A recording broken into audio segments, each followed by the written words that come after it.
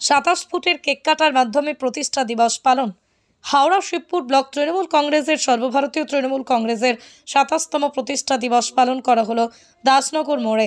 এই অনুষ্ঠানে প্রবীণ নাগরিকদের সংবর্ধনা শীতবস্ত্র প্রদান করা হয়।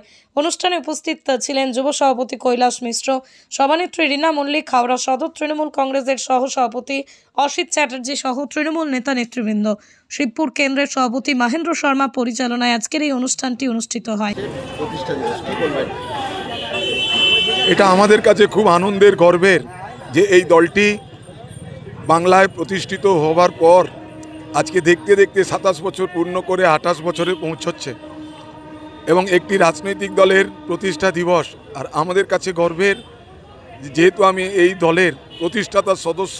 98 সালে মমতা ব্যানার্জির সেই ডাকে সাড়া দিয়ে সেদিনে যারা পশ্চিমবঙ্গে ঝাঁপিয়ে পড়েছিলেন, তখন আমাদের এমএলএ, কাউন্সিলর, এমপি কিচ্ছু ছিল না।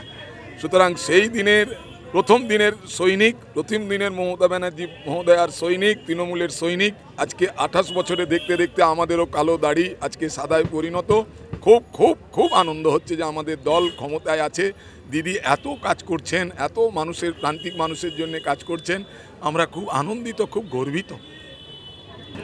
স্বাভাবিকভাবেই আমরা যেটা বিশ্বাস করি যে যুগনায়ক এবং আমাদের সারা বিশ্বকে যিনি পথ দেখিয়েছেন, যার আদর্শ বাণী সারা বিশ্ব মেনে চলে, সেই স্বামী বিবেকানন্দর জন্মদিন এবং আমাদের শিবপুর কেন্দ্রের এবং হাওড়ার ভেতরেই বেলুর মঠ, এই বেলুর মঠেই তার সমস্ত রামকৃষ্ণ মঠ এবং মিশনের প্রাণকেন্দ্র এবং তার প্রতিষ্ঠাতা স্বামী বিবেকানন্দ যুগনায়ক।